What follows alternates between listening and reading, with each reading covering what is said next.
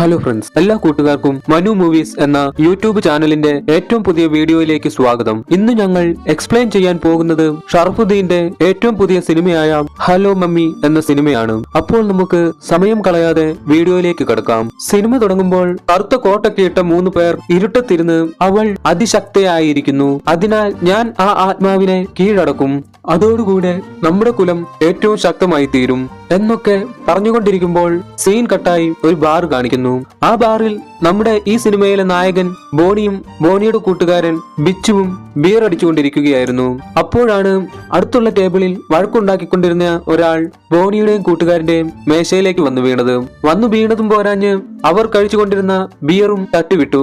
തന്റെ മേശയിൽ വന്നു വീണ് തന്റെ ബിയർ തട്ടിക്കളഞ്ഞവനോട് തനിക്ക് ഒരു ബിയർ വാങ്ങി തരണമെന്ന് പറഞ്ഞപ്പോഴാണ് ആ വന്നു വീണവൻ താൻ തട്ടി വീണതല്ല, തന്നെ വേറെ ഒരുത്തൻ എടുത്തെറിഞ്ഞതാണെന്നുള്ള കാര്യം പറയുന്നത്.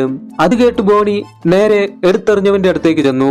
നോക്കുമ്പോൾ അയാളാണെങ്കിൽ ബോണിയുടെ ഡബിൾ ഇരട്ടി ഉണ്ടായിരുന്നു. എങ്കിലും നമ്മുടെ ബോണി ധൈര്യമായി അവന്റെ അടുത്ത് ചെന്ന് തനിക്ക് ഒരു ബിയർ വാങ്ങിത്തരണം, അതും നല്ല തണുത്ത ബിയർ തന്നെ വേണം എന്ന് പറഞ്ഞത്. അങ്ങനെ ആ ബിയറിന്റെ പേരും പറഞ്ഞ് നമ്മൾ യൂട്യൂബിലൊക്കെ കാണില്ലേ, കവിളത്ത് അങ്ങോട്ടും ഇങ്ങോട്ടും അടിച്ചുള്ള മത്സരം.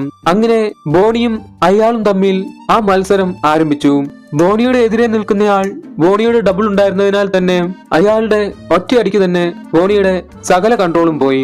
അങ്ങനെ വേറെ വഴിയില്ലാതെ ബോണി അവിടെ മേശയിലുണ്ടായിരുന്ന ഒരു ബിയർ ബോട്ടിൽ എടുത്ത് അയാളുടെ തലക്കിട്ടടിക്കുന്നു.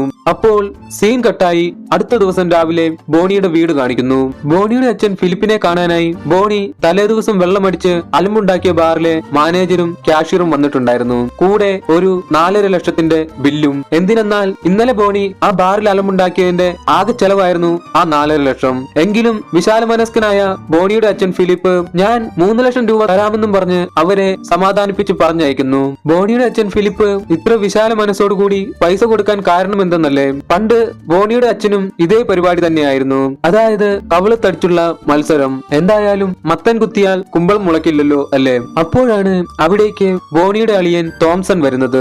ഫിലിപ്പ് മരുമകൻ തോംസണോട് ഇന്നലെ ഇവൻ ബാറിൽ വെച്ച് തല്ലുണ്ടാക്കാൻ നേരം നീ കൂടെ ഇല്ലായിരുന്നോ എന്ന് ചോദിക്കുന്നു. അതിന് തോംസണും ഇല്ലച്ചാ, ഞാൻ ഉണ്ടായിരുന്നെങ്കിൽ ഇങ്ങനെ സംഭവിക്കില്ലായിരുന്നു എന്ന് പറയുന്നു. അതിന് ഫിലിപ്പ് എന്റെ 2 ഷട്ടറിന്റെ 4 മാസത്തെ വാടകയുമായി ബാറുകാര് പോയി, ഇനിയും ഇങ്ങനെ സംഭവിച്ചാൽ അവന്റെ പട്ടിക്കടയും നിന്റെ മാട്രിമോണിയും ഞാൻ എന്നേക്കുമായി പൂട്ടിക്കും, എന്നിട്ട് ആ കടമുറികൾ ഞാൻ വേറെ ആൾക്കാർക്ക് വാടകയ്ക്ക് കൊടുക്കും, എങ്കിലേ എനിക്ക് മുതലാകൂ.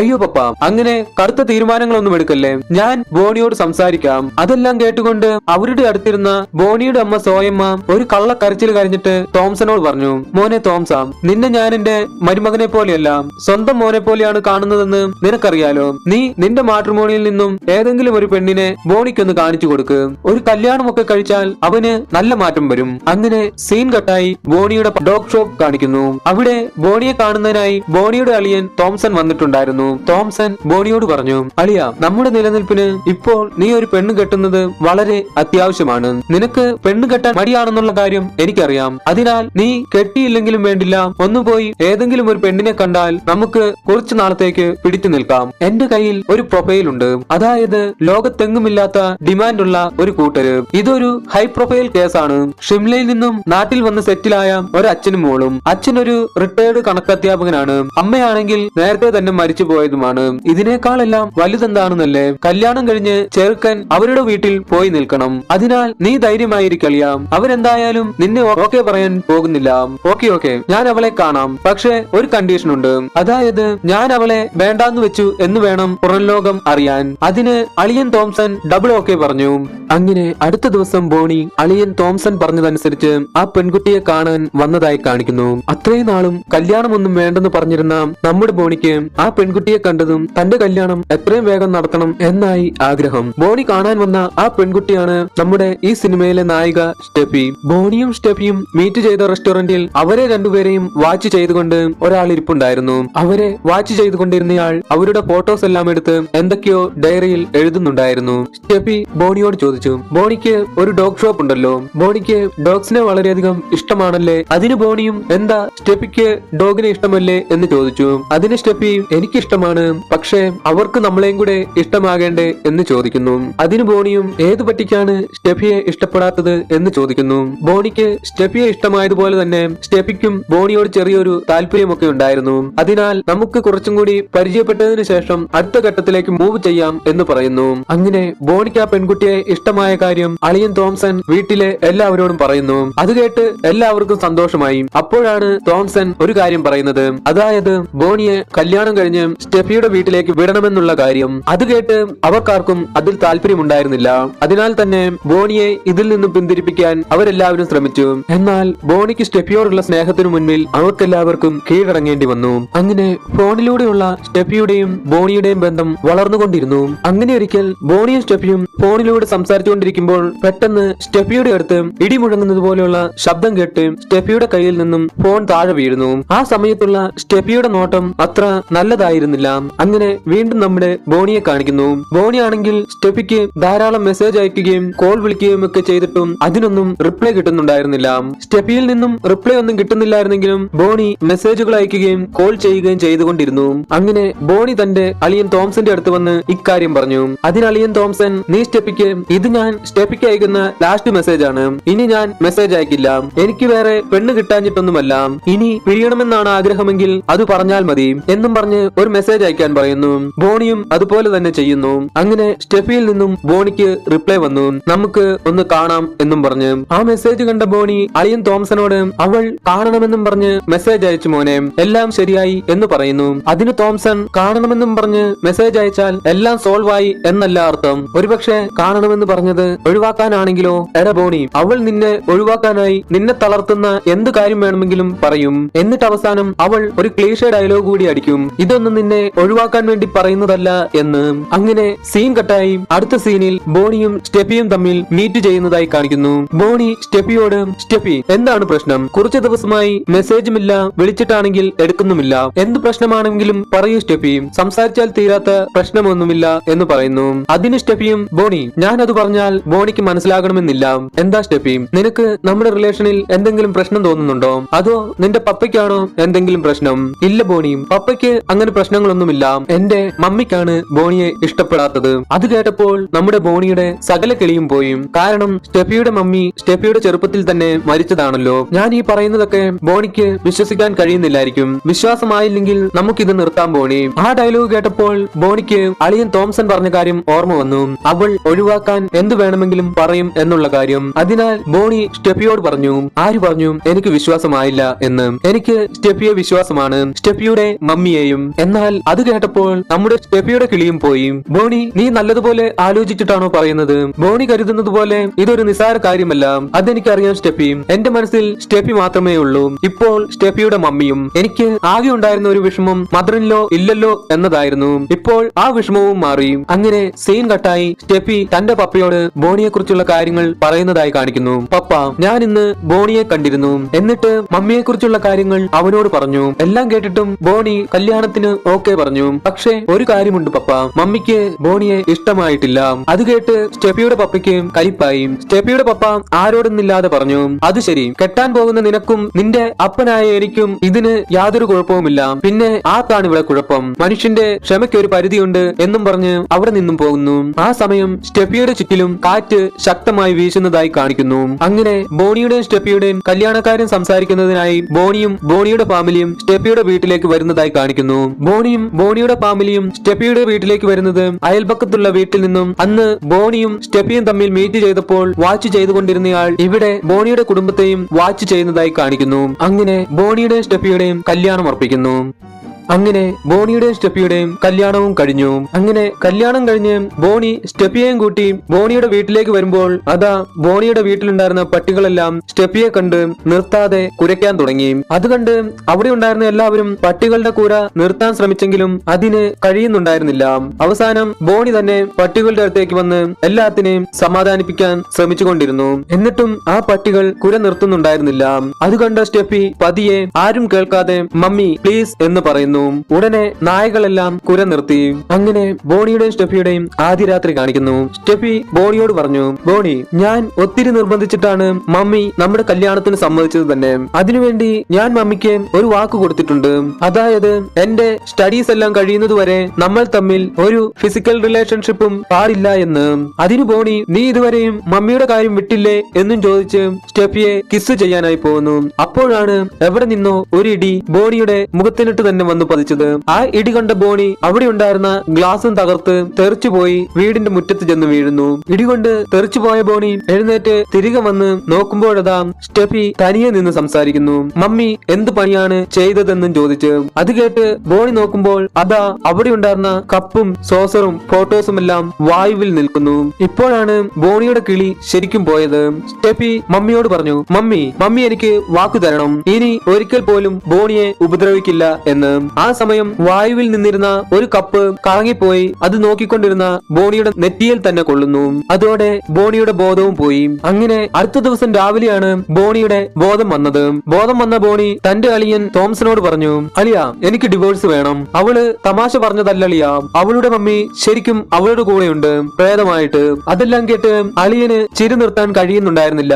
അത് കണ്ട് കലിപ്പായ ബോണി, ഇത് നീ കൊണ്ടുവന്ന ആലോചനയല്ലേ, നീ തന്നെ ഇതിനൊരു വഴിയും കണ്ടുപിടിച്ച് തരണം, ഇതിന് നീ എന്തെങ്കിലും തീരുമാനം ഉണ്ടാക്കി തന്നേ പറ്റൂ എന്ന് പറയുന്നു. അതിനളിയൻ, എടാ, എന്തായാലും നീ കുറച്ചു ദിവസത്തേക്ക് അവളുടെ വീട്ടിൽ പോയി നിൽക്ക്, ഞാൻ ഉടൻ തന്നെ എന്തെങ്കിലും ഏർപ്പാടാക്കാം എന്ന് പറയുന്നു. അതിനു ബോണി, എന്റെ വീട്ടിൽ ഈ അവസ്ഥയാണെങ്കിൽ അവളുടെ വീട്ടിലെ സ്ഥിതി എന്തായിരിക്കും? എടാ ബോണി, ഇതിന്റെ പുറകിൽ വേറെ എന്തോ സംഭവമുണ്ട്, അത് കണ്ടുപിടിക്കണമെങ്കിൽ തൽക്കാലം നീ അവളുടെ വീട്ടിൽ പോയി നിൽക്കണം. അങ്ങനെ ബോണിയും സ്റ്റെഫിയുടെ വീട്ടിലേക്ക് വന്നു. സ്റ്റെഫി ബോണിയോട് പറഞ്ഞു, ബോണി, മമ്മി ഇങ്ങനെ റിയാക്ട് ചെയ്യുമെന്ന് ഞാൻ ഒരിക്കലും കരുതിയില്ല. മമ്മി ശരിക്കും പാവമാണ്, പക്ഷെ ചില കാര്യങ്ങളിൽ കുറച്ച് വാശിയുണ്ട്. അതായത് മമ്മിക്ക് കുറച്ച് റൂൾസ് ഉണ്ട്, അതനുസരിച്ചാൽ മമ്മി ഒന്നും ചെയ്യില്ല. ഈ വീട്ടിലുള്ള ഒരു സാധനം പോലും എവിടേക്കും മാറ്റാൻ പാടില്ല. ഇതെല്ലാം മമ്മിയുടെ ഇഷ്ടപ്രകാരം അറേഞ്ച് ചെയ്തിട്ടുള്ളതാണ്. പിന്നെ അവിടെ നടന്നത് ഒരു പൊരിഞ്ഞ പോരാട്ടമാണ്. അതായത് മമ്മിയുടെ റൂൾസിനനുസരിച്ചുള്ള ബോണിയുടെ ജീവിതം. അങ്ങനെ ദിവസങ്ങളും ആഴ്ചകളും മാസങ്ങളും കടന്നുപോയി. ഒരിക്കൽ ബോണിയും സ്റ്റെഫിയുടെ അച്ഛൻ സാമുവലും ജോഗിങ്ങിന് പോയിക്കൊണ്ടിരിക്കുമ്പോൾ ബോണി പറഞ്ഞു, അച്ഛാ, ഞങ്ങൾ ഒരു വാടക വീടെടുത്ത് മാറുന്നതിനെ കുറിച്ച് എന്താണ് അച്ഛന്റെ അഭിപ്രായം? അത് കേട്ട് അച്ഛൻ ബോണിയോട്, നിനക്ക് ഇത്ര നാളായിട്ടും കാര്യങ്ങളൊന്നും മനസ്സിലായില്ലേ? അതായത് സ്റ്റെഫി എവിടെയാണോ അവിടെയായിരിക്കും സ്റ്റെഫിയുടെ അമ്മയും ഉണ്ടായിരിക്കുക. നീ വീട് മാറിയത് കൊണ്ട് അവളുടെ അമ്മ നിങ്ങളെ ഉപേക്ഷിക്കുമെന്ന് കരുതേണ്ട. അത് കേട്ട് ബോണിയും, എങ്കിൽ പിന്നെ വെറുതെ എന്തിനാണ് വാടകയ്ക്ക് വീടെടുത്ത് പൊളിക്കുന്നത്, നമ്മുടെ വീട് തന്നെ ഉണ്ടല്ലോ, അത് മതി എന്ന് പറയുന്നു. ആ സമയം സ്റ്റെഫിയെയും ബോണിയെയും ഫോളോ ചെയ്യാറുള്ള ആ ആൾ ബോണിയുടെ അടുത്ത് വന്ന് ബോണിയുടെ ദേഹത്ത് ഒരു സ്റ്റിക്കർ പതിപ്പിച്ചിട്ട് അവിടെ നിന്നും പോകുന്നു. അതിൽ you are in danger, come with me എന്നായിരുന്നു. അത് കണ്ട ബോണി അയാളുടെ കൂടെ അയാളുടെ വീട്ടിലെത്തി. എന്നിട്ട് ചോദിച്ചു, താൻ ആരുവാടോ? എന്റെ ജീവിതം അപകടത്തിലാണെന്ന് തന്നോട് ആരാണ് പറഞ്ഞത്? അതിനയാൾ, അതിനുള്ള എക്സ്പ്ലനേഷൻ എന്റെ കയ്യിലുണ്ട്. എന്റെ പേര് ബോസ് എന്നാണ്. ഞാനൊരു ഇൻവെസ്റ്റിഗേറ്റർ ബ്രോഡ്കാസ്റ്റർ ആണ്. എന്റെ ഒരു പുതിയ പ്രോജക്റ്റുമായി ബന്ധപ്പെട്ട് 8 മാസമായി ഞാൻ നിങ്ങളുടെ വൈഫിന്റെ അച്ഛനെയും ഫോളോ ചെയ്യുന്നു. കാരണം 2020 ഷിംലയിൽ നടന്ന ഒരു ബാങ്ക് കൊള്ളയുമായി ബന്ധപ്പെട്ടാണ് ഞാൻ ഇവിടെ എത്തിയിരിക്കുന്നത്. അതായത് 55 വയസ്സ് പ്രായമുള്ള ഒരു പുരുഷനും ഒരു യുവതിയുമാണ് ആ ബാങ്ക് കൊള്ളയ്ക്ക് പിന്നിൽ. പോരാത്തതിന് 2 പേരും മലയാളികളും. എന്നാൽ ഇതുവരെ അവരെ പിടിക്കാൻ കഴിഞ്ഞിട്ടില്ല.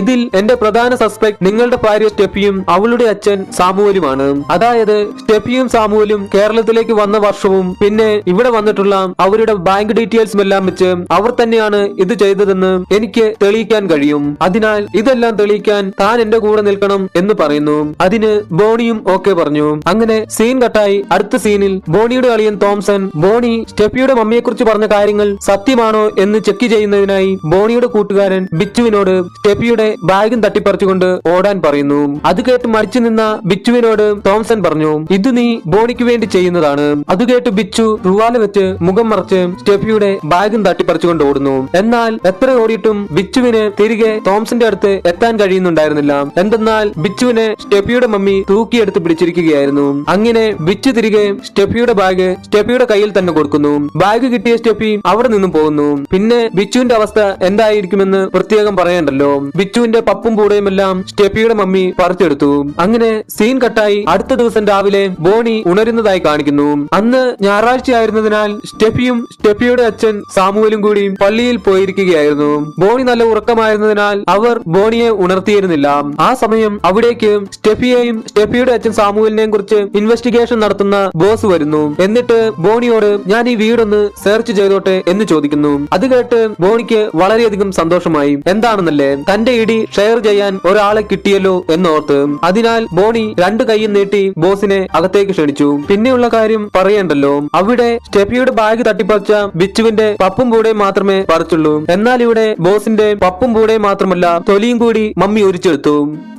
അങ്ങനെ സീൻ കട്ടായി അടുത്ത സീനിൽ സ്റ്റെഫിയും ബോണിയും സംസാരിച്ചുകൊണ്ടിരിക്കുന്നതായി കാണിക്കുന്നു. സ്റ്റെഫി ബോണിയോട് ചോദിച്ചു, ബോണിക്ക് എന്നെ കല്യാണം കഴിച്ചത് ഒരു ബുദ്ധിമുട്ടായിട്ട് തോന്നിയിട്ടുണ്ടോ?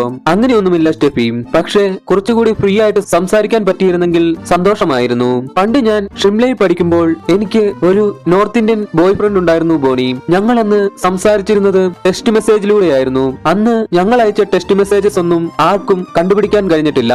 അതിലെന്താണ് ഇത്ര കാര്യം സ്റ്റെഫി? ശരിക്കും ആലോചിക്ക് ബോണി, ഞങ്ങൾ അന്ന് അയച്ച ടെക്സ്റ്റ് മെസ്സേജസ് ഒന്നും ആർക്കും കണ്ടുപിടിക്കാൻ കഴിഞ്ഞിട്ടില്ല എന്ന്. അത് കേട്ടപ്പോൾ ബോണിക്ക് വളരെയധികം സന്തോഷമായി. എന്താണെന്നല്ലേ, സ്റ്റെഫിയുമായി സ്റ്റെഫിയുടെ മമ്മി അറിയാതെ എന്തെങ്കിലും കാര്യം സംസാരിക്കണമെങ്കിൽ അത് ടെക്സ്റ്റ് മെസ്സേജിലൂടെ അയച്ചാൽ മതി. അത് മമ്മിക്ക് കണ്ടുപിടിക്കാൻ കഴിയില്ല. പിന്നീടുള്ള കുറച്ച് ദിവസങ്ങൾ ടെക്സ്റ്റ് മെസ്സേജസിലൂടെ ബോണിയും സ്റ്റെഫിയും തങ്ങളുടെ മനസ്സിലുള്ളതെല്ലാം സംസാരിച്ച് സന്തോഷമായി ജീവിക്കുന്നതായി കാണിക്കുന്നു. അങ്ങനെ കുറച്ചു ദിവസങ്ങൾ കഴിഞ്ഞപ്പോൾ ബോണി കയ്യിൽ ഒരു മെഡിക്കൽ റിപ്പോർട്ടുമായി സ്റ്റെഫിയുടെ അച്ഛൻ സാമുവലിന്റെ അടുത്തേക്ക് വരുന്നു. എന്നിട്ട് ആ മെഡിക്കൽ റിപ്പോർട്ട് അച്ഛനെ കാണിച്ചിട്ട് പറഞ്ഞു, ഇത് ഇവിടെയുള്ള എല്ലാവരും കേൾക്കാൻ വേണ്ടി പറയുന്നതാണ്. എന്റെ ഭാര്യ സ്റ്റെഫി ഇവൾ പ്രഗ്നന്റ് ആണ് എന്ന് പറയുന്നു. ആ സമയം ആ വീട്ടിലുണ്ടായിരുന്ന ലൈറ്റ് എല്ലാം മിന്നി തെളിയുന്നതായി കാണിക്കുന്നു. ഒപ്പം ആ മെഡിക്കൽ റിപ്പോർട്ടിൽ തീ പിടിക്കുകയും ചെയ്യുന്നു. അങ്ങനെ സീൻ കട്ടായി നമ്മുടെ ഇൻവെസ്റ്റിഗേറ്റർ ബ്രോഡ്കാസ്റ്റർ ബോസിനെ കാണാനായി ബോണിയും ബോണിയുടെ അളിയൻ തോംസണും വരുന്നതായി കാണിക്കുന്നു. ബോസ് പറഞ്ഞു, അന്ന് ഞാൻ നിങ്ങളുടെ വീട്ടിൽ നിന്നും ഇറങ്ങി ഓടിയ ഓട്ടം നിന്നത് എന്റെ ഒരു പഴയ പ്രൊഫസർ കാഞ്ചമ്മയുടെ അടുത്താണ്. പ്രൊഫസർ കാഞ്ചമ്മയോട് ഈ കാര്യങ്ങളെല്ലാം പറഞ്ഞപ്പോൾ പ്രൊഫസർ തന്നെ എഴുതിയ ആത്മമിത്ര എന്ന ഒരു പുസ്തകം എനിക്ക് തന്നു. ഈ പുസ്തകം എന്നേക്കാൾ ആവശ്യം നിനക്കാണ്. ഈ പുസ്തകത്തിൽ ആത്മാക്കളെ കുറിച്ചുള്ള പഠനത്തിന്റെ ധാരാളം കാര്യങ്ങളുണ്ട്. അതിനാൽ ഇത് നിനക്ക് ഒരു സഹായമാകും എന്നും പറഞ്ഞ് അത് ബോണിക്ക് കൊടുക്കുന്നു. അങ്ങനെ ആ പുസ്തകത്തിൽ നിന്നും ബോണി ചില സമയങ്ങളിൽ മനുഷ്യരെ പോലെ തന്നെ ആത്മാക്കളെയും വിഷമിപ്പിക്കാനും ആശയക്കുഴപ്പത്തിലാക്കാനും സാധിക്കും. ആ സമയം ആത്മാക്കളുടെ ശക്തി നന്നായി കുറഞ്ഞു വരികയും അങ്ങനെ അവരെ നമ്മുടെ കൺട്രോളിൽ കൊണ്ടുവരാനും കഴിയും എന്ന് മനസ്സിലാക്കുന്നു. ഇതിനെക്കുറിച്ച് സ്റ്റെഫിയോട് സംസാരിച്ചപ്പോഴാണ് സ്റ്റെഫി ബോണിയോട് പറഞ്ഞത്, എന്റെ മമ്മി എന്നല്ല, ലോകത്തിലെ ഏത് അമ്മമാർക്കും ഇമോഷണലി കൺഫ്യൂസ് ആകുന്ന ഒരേ ഒരു വ്യവസ്ഥയേ ഉള്ളൂ, അതാണ് മകളുടെ പ്രഗ്നൻസി. അങ്ങനെ അവർ രണ്ടുപേരും കൂടി പ്ലാൻ ചെയ്തതാണ് ആ പ്രഗ്നൻസി. അങ്ങനെ വീണ്ടും ബോണിക്കും സ്റ്റെഫിക്കും സന്തോഷത്തിന്റെ നാളുകളായിരുന്നു. എന്തെന്നാൽ മമ്മി കൺഫ്യൂസ് ആയതാണോ എന്തോ മമ്മിയുടെ ശല്യം കുറച്ചു ദിവസത്തേക്ക് അവർക്കുണ്ടായിരുന്നില്ല. അപ്പോഴാണ് പുതിയൊരു പ്രശ്നം വന്ന് കോളിംഗ് ബെൽ അടിച്ചത്. അതാരാണെന്ന് ചെന്ന് നോക്കിയപ്പോൾ അതാ ബോണിയുടെ അച്ഛനും അമ്മയും. അവരെന്തിനാണ് വന്നതെന്നല്ലേ, അതായത് സ്റ്റെഫിയുടെ പ്രഗ്നൻസി അറിഞ്ഞ് സ്റ്റെഫിയെ കാണുന്നതിനാണ് അവർ വന്നത്. വെറുതെ കാണുന്നതിന് മാത്രമല്ല, കുറച്ചു ദിവസം അവിടെ താമസിക്കുന്നതിനും കൂടി വേണ്ടി. ബോണിയുടെ അച്ഛനും അമ്മയും എങ്ങനെയാണ് ഈ പ്രഗ്നൻസി അറിഞ്ഞതെന്നല്ലേ, അതിന്റെ ഫുൾ ക്രെഡിറ്റും ബോണിയുടെ അളിയൻ തോംസൺ ആയിരുന്നു. ബോണിയുടെ അച്ഛൻ അവിടെ താമസിക്കാൻ വന്നതിൽ ടാസ്ക് മുഴുവനും ബോണിക്കായിരുന്നു. എന്തെന്നാൽ ബോണിയുടെ അച്ഛൻ സ്റ്റെഫിയുടെ മമ്മിയുടെ റൂൾസ് തെറ്റിക്കുമെന്ന കാര്യത്തിൽ യാതൊരു സംശയവുമില്ല.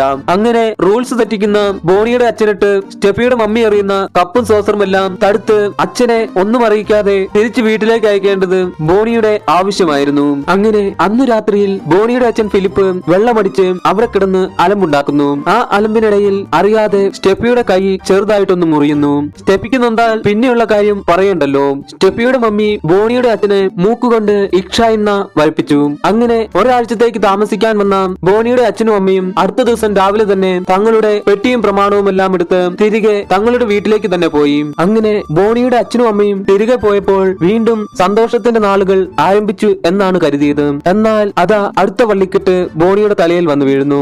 എന്താണെന്നല്ലേ, ബോണിയുടെ കൂട്ടുകാരൻ ബിച്ചു ബോണിയുടെ ഫോണിലേക്ക് വിളിക്കുന്നു. എന്നാൽ ഫോൺ അറ്റൻഡ് ചെയ്തതോ നമ്മുടെ സ്റ്റെഫിയും. ഫോൺ അറ്റൻഡ് ചെയ്തത് ആരാണെന്ന് പോലും നോക്കാതെ ബിച്ചു പറഞ്ഞു, എടാ ബോണി, നിന്നെയൊക്കെ ആണല്ലോടാ ഞാൻ എന്റെ ബെസ്റ്റ് ഫ്രണ്ട് ആണെന്നും പറഞ്ഞ് കൊണ്ടു നടന്നത്. നിനക്ക് വേണ്ടി നിന്റെ ഭാര്യയുടെ ശക്തി പരീക്ഷിക്കുന്നതിനായി നിന്റെ അളിയൻ പറഞ്ഞിട്ട് ഞാൻ അവളുടെ ബാഗും തട്ടിപ്പറിച്ചുകൊണ്ട് ഓടിയ എനിക്ക് 8ന്റെ പണി കിട്ടി ആശുപത്രിയിൽ കിടന്നിട്ടും നീ ഒന്ന് വന്ന് നോക്കിയോടാ. നിനക്ക് അങ്ങനെ തന്നെ വേണോടാ. നിന്റെ ഭാര്യയ്ക്ക് ഏതോ മുഴുത്ത പ്രേതബാധയാണ് കൂടിയിരിക്കുന്നത്. എല്ലാം കേട്ട് കഴിഞ്ഞപ്പോൾ സ്റ്റെഫി ബിച്ചു നന്ദിയുണ്ട് എന്നും പറഞ്ഞ് ഫോൺ കട്ട് ചെയ്യുന്നു. എന്നിട്ട് ബോണിയോട്, ബോണി, ഞാൻ അന്നേ പറഞ്ഞതല്ലേ മമ്മിയുടെ കാര്യം ആരോടും പറയരുതെന്ന്, എന്നിട്ട് നീ ഇതെല്ലാവരോടും പറഞ്ഞു നടക്കുകയാണോ? ഞാൻ നിന്നെ വിശ്വസിച്ചല്ലേ മമ്മിയെ കുറിച്ചുള്ള എല്ലാ കാര്യങ്ങളും നിന്നോട് പറഞ്ഞത്. അതിന് ബോണി നീ മമ്മി ഉണ്ടെന്നല്ലേ പറഞ്ഞുള്ളൂ, ഇങ്ങനെ ഒരു മമ്മിയാണെന്ന് പറഞ്ഞില്ലല്ലോ എന്ന് പറയുന്നു. അതിന് സ്റ്റെഫി നീ ഇനിയും ഇങ്ങനെ ചെയ്തുകൊണ്ടിരുന്നാൽ ഞാൻ നിന്റെ എല്ലാ കാര്യങ്ങളും മമ്മിയോട് പറഞ്ഞു കൊടുക്കും എന്ന് പറയുന്നു. അതിന് ബോണി വിളിക്ക് നിന്റെ മമ്മിയെ വിളിക്ക്, കൂടിപ്പോയാൽ കപ്പും സോസറും വെച്ച് രണ്ടേർ എറിയും, എന്തൊക്കെ വന്നാലും തടുക്കാൻ ഞാൻ റെഡിയാണ്, ഐ ആം വെയിറ്റിംഗ് എന്ന് പറയുന്നു. അത് കേട്ട് കലിപ്പായ സ്റ്റെഫി മമ്മി ഞാൻ പ്രഗ്നന്റ് ആണെന്ന് പറഞ്ഞതും ആ കള്ള സർട്ടിഫിക്കറ്റും എല്ലാം ഇവന്റെ ഐഡിയയാണ് മമ്മി. അത് കേട്ടത് മാത്രമേ ബോണിക്ക് ഓർമ്മയുള്ളൂ. പിന്നെ ബോണി നിലത്തൊന്നുമായിരുന്നില്ല. സ്റ്റെഫിയുടെ മമ്മിയുടെ ഇടികൊണ്ട് പറക്കുകയായിരുന്നു ബോണി. മമ്മി ബോണിയെ വെച്ച് ചെയ്തു. എന്തായാലും ബോണി ഒരു ധീര പോരാളിയായിരുന്നു. മമ്മിയുടെ സകല പോരാട്ടവും ബോണി തന്റെ നെഞ്ചിലേറ്റുവാങ്ങി. അങ്ങനെ സീൻ കട്ടായി അടുത്ത സീനിൽ ഇൻവെസ്റ്റിഗേറ്റർ ബ്രോഡ്കാസ്റ്റർ ബോസിന്റെ കൂടെ ബോണിയും ബോണിയുടെ അളിയൻ തോംസണും കൂടി ബോസ് അന്ന് പറഞ്ഞ ബോസിന്റെ പ്രൊഫസർ കാഞ്ചമ്മയെ കാണുന്നതിനായി പോകുന്നു. എന്നിട്ട് നടന്ന കാര്യങ്ങളെല്ലാം കാഞ്ചമ്മയോട് പറയുന്നു. എന്നാൽ എല്ലാം കേട്ട് കഴിഞ്ഞപ്പോൾ കാഞ്ചമ്മ ഞാൻ ഇതെല്ലാം നിർത്തിയിട്ട് കുറെ വർഷമായി, അതിനാൽ എനിക്കതിൽ ഒന്നും ചെയ്യാൻ കഴിയില്ല എന്നും പറഞ്ഞ് അവരെ പറഞ്ഞയക്കുന്നു. ഒപ്പം ബോണിയോട് പറഞ്ഞു, എടാ പയ്യനെ, നിന്റെ മുൻപിൽ ഒരു മരണക്കെണി കാണുന്നുണ്ട്, അതിൽ വീഴാതെ നോക്കിക്കോ, ചെറുപ്പമല്ലേ എന്ന് പറയുന്നു. അങ്ങനെ അവിടെ നിന്നും ഇറങ്ങിയ തോംസൺ ബോണിയോട് പറഞ്ഞു, ബോണി ഇപ്പോഴത്തെ നിന്റെ അവസ്ഥ വെച്ച് നീ ഒന്നും തള്ളിക്കളയണ്ട, പ്രത്യേകിച്ച് ആ കാഞ്ചമ്മ പറഞ്ഞത്. അതിന് ബോണി പിന്നെ കാഞ്ചമ്മ എന്താ അവര് പറഞ്ഞത്, മരണക്കെണി ഉണ്ടെന്നോ? അവരെ കാണുന്നതിന് മുമ്പ് എനിക്കൊരു വിശ്വാസമൊക്കെ തോന്നി തുടങ്ങിയതായിരുന്നു, എന്നാൽ ഇപ്പോൾ അവരോടുള്ള സകല വിശ്വാസവും പോയി എന്ന് പറഞ്ഞുകൊണ്ടിരിക്കുമ്പോൾ അതാ ബോണിയുടെ നേരെ ഒരു കത്തി പാഞ്ഞു വരുന്നു. അത് കണ്ടുകൊണ്ട് വന്ന സ്റ്റെഫി മമ്മി എന്നും പറഞ്ഞു കാറുന്നു. ആ സമയം ആ പാഞ്ഞു വന്ന കത്തി ജസ്റ്റ് മിസ്സിൽ ബോണിയുടെ കഴുത്തിന്റെ തൊട്ടടുത്ത് വന്ന് നിൽക്കുന്നു. സ്റ്റെഫി ചോദിച്ചു, മമ്മി എന്താണ് ഈ കാണിക്കുന്നത്? മമ്മിക്ക് എങ്ങനെയാണ് ഇങ്ങനെയൊക്കെ ചെയ്യാൻ കഴിയുന്നത്? ഞാനിപ്പോൾ വന്നില്ലായിരുന്നെങ്കിൽ മമ്മി ബോണിയെ ഇപ്പോൾ കൊന്നുകളയില്ലായിരുന്നോ? നിങ്ങൾക്ക് അങ്ങനെ ബോണിയെ കൊല്ലണമെന്നുണ്ടെങ്കിൽ ആദ്യം എന്നെ കൊല്ല്. നിങ്ങളുടെ ഇഷ്ടങ്ങൾക്കനുസരിച്ച് ഇത്രയും നാളും ജീവിച്ചതിന്, ഇത്രയും നാളും നിങ്ങളുടെ ഇഷ്ടങ്ങൾ അനുസരിച്ച് ജീവിച്ച ഞാനാണ് എല്ലാത്തിനും തെറ്റുകാരി. ഈ പാവം ബോണിയെ വെറുതെ വിട്ടേക്ക്, അവൻ എവിടെയെങ്കിലും പോയി ജീവിച്ചോട്ടെ. എന്നാൽ അതെല്ലാം കേട്ട് ഒന്നും മിണ്ടാതെ ബോണി അവിടെ നിന്നും പോകുന്നു. അത് കണ്ട് ബോണിയെ തിരികെ വിളിക്കാനോ എന്തെങ്കിലും പറയാനോ കഴിയാതെ സ്റ്റെഫി പൊട്ടിക്കരയുന്നു. എനിക്ക് എന്തിനാണ് ഇങ്ങനെ ഒരു മമ്മി എന്നും പറഞ്ഞ്. ബോണി അവിടെ നിന്നും നേരെ പോയത് തന്റെ സ്വന്തം വീട്ടിലേക്കായിരുന്നു. ബോണിക്ക് എന്തൊക്കെയോ പ്രശ്നങ്ങളുണ്ടെന്ന് മനസ്സിലാക്കിയ ബോണിയുടെ അച്ഛൻ ഫിലിപ്പ് ബോണിയോട് പറഞ്ഞു, നിനക്ക് എന്താണ് പ്രശ്നമെന്ന് എനിക്കറിയില്ല, പക്ഷെ എന്തോ നിനക്ക് സംഭവിച്ചിട്ടുണ്ട്. എന്നോടെല്ലാം പറയണമെന്നൊന്നും ഞാൻ പറയുന്നില്ല, അല്ലെങ്കിലും അങ്ങനെ ഒരു ശീലം നമുക്കിടയിൽ ഉണ്ടായിട്ടില്ലല്ലോ. കുറച്ച് വാശിയും തല്ലുകൊള്ളിത്തരവും ഒക്കെ കൂടുതലായിരുന്നെങ്കിലും ആ പഴയ ബോണിയെ തന്നെയാണ് എനിക്കിഷ്ടം. അങ്ങനെ സീൻ കട്ടായി അടുത്ത സീനിൽ സ്റ്റെഫിയെയും സ്റ്റെഫിയുടെ അച്ഛൻ സാമുവലിനെയും കാണുന്ന ബോണിയും ബോണിയുടെ അളിയൻ തോംസണും കൂടി വരുന്നതായി കാണിക്കുന്നു. തോംസൺ അവരോട് പറഞ്ഞു, അറിഞ്ഞോ അറിയാതെയോ എല്ലാത്തിന്റെയും തുടക്കം ഞാനാണ്. ഇത് ഇങ്ങനെയൊക്കെ ആയി തീരുമെന്ന് ഞാൻ ഒട്ടും കരുതിയില്ല. ആദ്യം ഇവൻ എന്നോട് എല്ലാം വന്ന് പറഞ്ഞപ്പോൾ എനിക്കതൊരു തമാശയായിരുന്നു, പക്ഷെ ഇപ്പോഴത് അങ്ങനെയല്ലല്ലോ. ഒന്നുകിൽ ഇവരൊരുമിച്ച് ഒരു തീരുമാനമെടുത്ത് സെപ്പറേറ്റ് ആകണം, അല്ലെങ്കിൽ എന്ന് പറഞ്ഞു തീർന്നപ്പോഴേക്കും ബോണി പറഞ്ഞു, ഞാൻ മനസ്സുകൊണ്ട് പോലും അങ്ങനെയൊന്നും ആഗ്രഹിച്ചിട്ടില്ല. ഞാനിപ്പോൾ നിങ്ങളെ കാണാൻ വന്നത് തന്നെ വേറെ ഒരു കാര്യം പറയാനാണ്. നിങ്ങൾ പണ്ട് താമസിച്ചിരുന്ന ഷിംലയിൽ നിന്നും കുറച്ചു പേരെന്നെ കാണാൻ വന്നിരുന്നു. അവർ ആരാണെന്നൊന്നും എനിക്കറിയില്ല, പക്ഷെ അവർക്ക് പപ്പയെയും സ്റ്റെഫിയെയും നല്ലതുപോലെ അറിയാം. അവരുടെ കൂട്ടത്തിലെ ആഷാഫ എന്നൊരാൾ മമ്മിയുടെ പ്രശ്നങ്ങൾക്ക് പരിഹാരമുണ്ടാക്കി തരാം എന്ന് പറഞ്ഞു. ബോണിയെ ഷിംലയിൽ നിന്നും കാണാൻ വന്ന അവർ ആരാണെന്നല്ലേ? നമ്മുടെ ഈ സിനിമയുടെ തുടക്കത്തിൽ പോട്ടിട്ട കുറെ പേർ ഇരുട്ടത്തിരുന്ന് എന്തൊക്കെയോ സംസാരിക്കുന്നതായി പറഞ്ഞിരുന്നില്ലേ? അവരായിരുന്നു ബോണിയെ കാണാൻ വന്നവർ. അങ്ങനെ സീൻ കട്ടായി അടുത്ത സീനിൽ ഷിംലയിൽ നിന്നുള്ള ആഷപ്പയും കൂട്ടുകാരും സ്റ്റെഫിയുടെ വീട്ടിലേക്ക് വരുന്നതായി കാണിക്കുന്നു. സ്റ്റെഫിയുടെ വീട്ടിലെത്തിയ അവർ സ്റ്റെഫിയുടെ അച്ഛൻ സാമുവലിനോട് പറഞ്ഞു, സാമുവൽ, ഞാൻ അന്നേ പറഞ്ഞതല്ലേ ഇത് നിങ്ങളുടെ ജീവിതത്തിൽ അനർത്ഥങ്ങൾ വരുത്തി വെക്കുമെന്ന്. ഇപ്പോഴെങ്കിലും നിങ്ങൾക്കത് മനസ്സിലായല്ലോ. എന്തായാലും നിങ്ങൾ പൂർണ്ണ സമ്മതം അറിയിച്ച സ്ഥിതിക്ക് മമ്മിയുടെ ഉത്തരവാദിത്തം ഇനി ഞങ്ങൾക്കാണ്. മമ്മിയുടെ ആത്മാവിനെ ഏറ്റെടുക്കുന്നതിന് മുമ്പായി നിങ്ങൾ രണ്ടു കാര്യങ്ങൾ ചെയ്യണം. ഒന്ന്, മമ്മിയുമായി ബന്ധപ്പെട്ട എല്ലാ വസ്തുക്കളും ഞങ്ങൾക്ക് തരണം. രണ്ടാമത്തെ കാര്യം, നിങ്ങളുടെ മാനസികാവസ്ഥ ഇതേ രീതിയിൽ തന്നെ തുടരുക. ഇനി മാറി ചിന്തിച്ചാൽ അത് വലിയ അപകടങ്ങൾ ഉണ്ടാക്കും. മമ്മിയെ ഏറ്റെടുക്കുന്നതിനുള്ള ഉത്തമമായ ദിവസം വരുമ്പോൾ ഞങ്ങൾ അറിയിക്കാം, ആരും പേടിക്കേണ്ട എന്നും പറഞ്ഞ് അവർ അവിടെ നിന്നും തിരികെ പോകുന്നു. ആ സമയം വീണ്ടും നമ്മുടെ കാഞ്ചമ്മയെ കാണിക്കുന്നു. കാഞ്ചമ്മയെ കാണുന്നതിനായി വീണ്ടും ബോസിന്റെ കൂടെ ബോണിയും തോംസണും വന്നിട്ടുണ്ടായിരുന്നു. ബോണി പറഞ്ഞു, കാഞ്ചമ്മ, നോർത്തിൽ നിന്നും കുറച്ചു പേർ എന്നെ കാണാൻ വന്നിരുന്നു. അവർ മമ്മിയുടെ കാര്യത്തിൽ എന്തൊക്കെയോ ചെയ്തു തരാമെന്ന് എന്ന് പറഞ്ഞിട്ടുണ്ട് എന്ന് പറയുന്നു. അതിനു കാഞ്ചമ്മ എന്നിട്ട് അവർ എന്തു പറഞ്ഞു? ഇത്രയും ശക്തിയുള്ള ഒരാത്മാവിനെ ഞങ്ങൾ കൊണ്ടുപോയിക്കോളാം എന്ന് പറഞ്ഞു. ഇങ്ങനെ ആളെ പറ്റിക്കാൻ കുറെ എണ്ണം ഇറങ്ങിയിട്ടുണ്ട്. അത് വിശ്വസിക്കാൻ നിങ്ങളെ പോലെയുള്ള മണ്ടന്മാരും ഇല്ല കാഞ്ചമ്മ. അവരെ കണ്ടിട്ട് അത്ര നിസാരക്കാരാണെന്ന് തോന്നുന്നില്ല. ഒരു പ്രത്യേകതരം വസ്ത്രമൊക്കെ ധരിച്ചായിരുന്നു അവർ വന്നിരുന്നത്. പോരാത്തതിന് അവരുടെ എല്ലാം കഴുത്തിൽ മാൻകൊമ്പിന്റെ ടാറ്റുവും ഉണ്ടായിരുന്നു. അത് കേട്ടപ്പോൾ കാഞ്ചമ്മയുടെ മുഖം മാറി. കാഞ്ചമ്മ ചാടി എഴുന്നേറ്റ് അവിടെ നിന്നും ഒരു പഴയ പുസ്തകം തപ്പിയെടുക്കുന്നു. എന്നിട്ട് ആ പുസ്തകത്തിലെ ഒരു പേജിലെ ഒരു മാൻകൊമ്പിന്റെ ചിത്രം കാണിച്ചിട്ട് ഇതാണോ നിങ്ങൾ കണ്ട അടയാളം എന്ന് ചോദിക്കുന്നു. ആ ചിത്രം കണ്ട അവരും അതെ, ഈ അടയാളം തന്നെയാണ് അവരുടെ കഴുത്തിലും ഉണ്ടായിരുന്നത് എന്ന് പറയുന്നു. അതിന് കാഞ്ചമ്മ അപ്പോൾ നിങ്ങളെ കാണാൻ വന്നവർ നിസാരക്കാരല്ല, അവർ ബഹോടകളാണ്. അതായത് ആത്മാക്കളെ തേടി ഈ ലോകം മുഴുവനും അലയുന്നവർ. അവർ ഒരു ആത്മാവിനെ തേടി വന്നിട്ടുണ്ടെങ്കിൽ ആ ആത്മാവ് അത്രയധികം ശക്തിയുള്ളതായിരിക്കണം. ഈ ബഹോടകൾ എന്ന് പറഞ്ഞാൽ അത്ര നിസാരക്കാരല്ല. ഈ ഭൂമിയിൽ പ്രകൃതി നിയമങ്ങൾക്കും മനുഷ്യർ കൽപ്പിക്കുന്ന സമയങ്ങൾക്കും വിപരീതമായി ജീവിക്കുന്നവർ. അവരുടെ ദൃഷ്ടിയിൽ മനുഷ്യരെക്കാൾ കൂടുതൽ ആത്മാക്കളാണ് പതിയുക. അവർ ഈ ആത്മാക്കളെല്ലാം പിടികൂടുന്നത് അവരുടെ കുലത്തിന്റെ ശക്തി വർദ്ധിപ്പിക്കുന്നതിന് വേണ്ടിയാണ്. ശക്തിയുള്ള ഒരു ആത്മാവിനെ കണ്ടെത്തിയാൽ അവരതിനെ എന്തു വില കൊടുത്തും സ്വന്തമാക്കും. ബഹോടകളുടെ കയ്യിൽ കിട്ടിയാൽ എത്ര നല്ല ആത്മാവിനെ അവർ ദുഷ്ടാരൂപികളാക്കി മാറ്റുകയും നികൃഷ്ട കാര്യങ്ങൾക്ക് ഉപയോഗിക്കുകയും ചെയ്യും. ആ സമയം ആ ആത്മാവ് അനുഭവിക്കുന്ന വേദന നമ്മളുടെ എല്ലാം ചിന്തകൾക്കും അതീതമായിരിക്കും. അതെല്ലാം കേട്ട ബോണി പറഞ്ഞു, മമ്മിയെ വേദനിപ്പിക്കണമെന്ന് എനിക്ക് ആഗ്രഹമില്ല. കാഞ്ചമ്മയ്ക്ക് ഇതിലെന്തെങ്കിലും ചെയ്യാൻ കഴിയുമോ? അതിനു കാഞ്ചമ്മ ഇതിനൊക്കെ ഒരു സമയവും കാലവുമുണ്ട്. എന്നാൽ ഇത് രണ്ടും എന്റെ ഇപ്പോൾ തെറ്റിക്കിടക്കുകയാണ്. മാത്രവുമല്ല ഇതെന്റെ കയ്യിൽ ഒതുങ്ങുകയില്ല എന്ന് പറയുന്നു. അങ്ങനെ സീൻ കട്ടായി അടുത്ത സീനിൽ ആഷപ്പയും കൂട്ടുകാരും മമ്മിയുടെ ആത്മാവിനെ പിടികൂടുന്നതിനായി അവരുടെ രീതിയിലുള്ള ഹോമം പോലെയുള്ള പ്രാർത്ഥന നടത്തുന്നതായി കാണിക്കുന്നു. ആ പ്രാർത്ഥനയിൽ ബഹോടകളെ കൂടാതെ ബോണിയും സ്റ്റെഫിയും, സ്റ്റെഫിയുടെ അച്ഛൻ സാമുവലും, ബോണിയുടെ അളിയൻ തോംസണും കൂടാതെ ഇൻവെസ്റ്റിഗേറ്റർ ബ്രോഡ്കാസ്റ്റർ ബോസും ഉണ്ടായിരുന്നു. അങ്ങനെ ബഹോടകളുടെ പ്രാർത്ഥനയുടെ ശക്തിയിൽ അധിക നേരം പിടിച്ചു നിൽക്കാൻ മമ്മിയുടെ ആത്മാവിന് കഴിയുന്നുണ്ടായിരുന്നില്ല.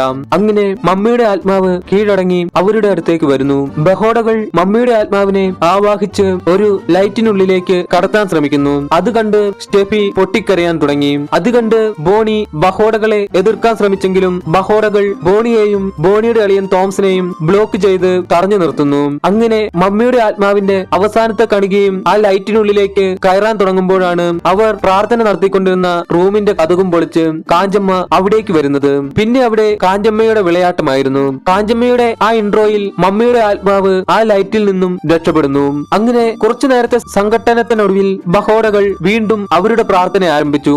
ഇത്തവണ അവർ മമ്മിയുടെ ആത്മാവിനെ വരുത്തുന്നതിനായി സ്റ്റെഫിയെ ലോക്ക് ചെയ്ത് ബഹോടകളുടെ പുരോഹിതനായ ആഷപ്പ സ്റ്റെഫിയുടെ നേരെ ഒരു കോടാലി എടുത്തെറിയുന്നു. അത് കണ്ട സ്റ്റെഫി മമ്മി എന്നുറക്കെ കരയുന്നു. ആ കോടാലി കറങ്ങി കറങ്ങി വന്ന് സ്റ്റെഫിയുടെ നെറ്റിയുടെ തൊട്ടടുത്തായി വന്നു നിൽക്കുന്നു. അതിനുശേഷം ആ കോടാലി തിരികെ കറങ്ങി കറങ്ങി അത് എറിഞ്ഞ ആഷപ്പയുടെ നേർക്ക് തന്നെ ചെല്ലുന്നു. എന്നാൽ ആഷപ്പ അത് നിഷ്പ്രയാസം കയ്യിലൊതുക്കി. എന്നിട്ട് പറഞ്ഞു, ഇനി ഞങ്ങളുടെ സമയമാണ്, നീ കീഴടങ്ങാനുള്ള സമയമായിരിക്കുന്നു എന്നും പറഞ്ഞ് സ്റ്റെഫിയെയും ബോണിയെയും അവിടെ ഉണ്ടായിരുന്ന എല്ലാവരെയും ആക്രമിക്കാനായി ബഹോടകൾ ഓടി വരുന്നു. ആ സമയം ആരുടെയോ ഇടികൊണ്ട് ബഹോടകളെല്ലാം തെറിച്ചു പോകുന്നു. നോക്കുമ്പോൾ അതാ ആ ഇടിച്ചത് വേറെ ആരുമായിരുന്നില്ല, ബോണി ആയിരുന്നു അത്. ബോണിക്ക് എങ്ങനെയാണ് ഇത്രയും പവർ കിട്ടിയതെന്നല്ലേ? ബോണിയുടെ ഉള്ളിലേക്ക് മമ്മിയുടെ ആത്മാവ് പ്രവേശിച്ചിരുന്നു. പിന്നെ അവിടെ നടന്നത് ഈ പാർന്ന ഇടിയായിരുന്നു. അങ്ങനെ മമ്മിയുടെ ശക്തിയുടെ മുമ്പിൽ പിടിച്ചു നിൽക്കാനാവാതെ ബഹോടകൾ കിട്ടിയ ഇടിയും വാങ്ങി അവിടെ നിന്നും പോകുന്നു. അങ്ങനെ ബോണിയും സ്റ്റെഫിയും വീണ്ടും തങ്ങളുടെ ജീവിതം സന്തോഷത്തോടെ ജീവിക്കുന്നതായി കാണിക്കുന്നു, ഒപ്പം മമ്മിയും. അതോടെ ഈ സിനിമയും അവസാനിക്കുന്നു. കൂട്ടുകാർക്കെല്ലാവർക്കും ഈ വീഡിയോ വളരെയധികം ഇഷ്ടമായെന്ന് വിശ്വസിക്കുന്നു. ആർക്കെങ്കിലും ഏതെങ്കിലും സിനിമയുടെ എക്സ്പ്ലനേഷൻ വേണമെങ്കിൽ കമന്റ് ബോക്സിൽ എഴുതി അറിയിക്കുക. വീഡിയോ കണ്ട എല്ലാ കൂട്ടുകാർക്കും നന്ദി. അടുത്ത വീഡിയോയിൽ കാണുന്നതുവരെ ബൈ.